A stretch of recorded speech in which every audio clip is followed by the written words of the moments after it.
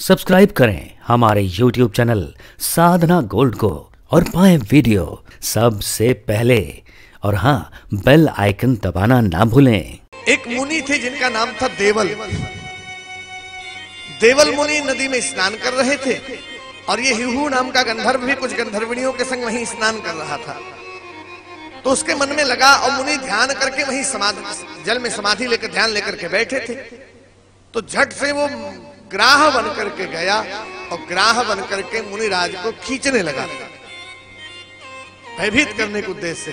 थोड़ा सा देवल मुनि एक बार भयभीत हुए ग्राह समझ करके, लेकिन जैसे ग्राह समझ करके भयभीत हुए, फिर जब बाहर निकला हुआ हास्य करने लगा, ए हुहू, तूने ग्राह के रूप में आकर मुझे मेरी साधना में भंग डालने का प्रयास किया, जा तू ग्राह हो जाए।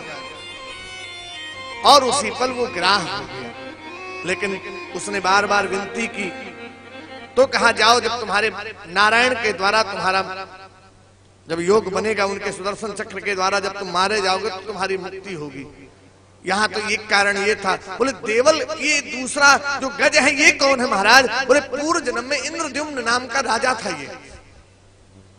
तो राजा होने के परिणाम तो उसने तपस्या कर रहा था और एक हिमालय पर्वत पर तपस्या कर रहा था। उसी समय अगस्त मुनि जी आ गए और अगस्त मुनि जब आए, उसने देखा उनको और देखने के बाद भी ये अभिवादन करने के लिए खड़ा नहीं हुआ। सो उसी पर अगस्त मुनि ने क्रोध में आकर श्राप दे दिया, जा, तुझे अपने से श्रेष्ठ जनों के आने पर अभिवादन करने की प्रवृत्ति नहीं है, तू गज हो जा।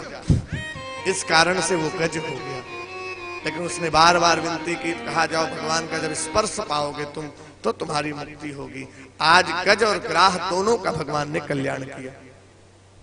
इससे एक बात बड़ी सुंदर मिलती है, जीवन में कभी भी मत को धारण मत करिए, ईश्वर के भजन में लगे रहिए। ईश्वर का भजन ही भक्ति के मार्ग को पुष्ट करता है। भक्ति का मार्ग, जब ईश्वर का चिंतन आप अहर्निश करोगे तो आपका ये जीवन सुंदर बनेगा।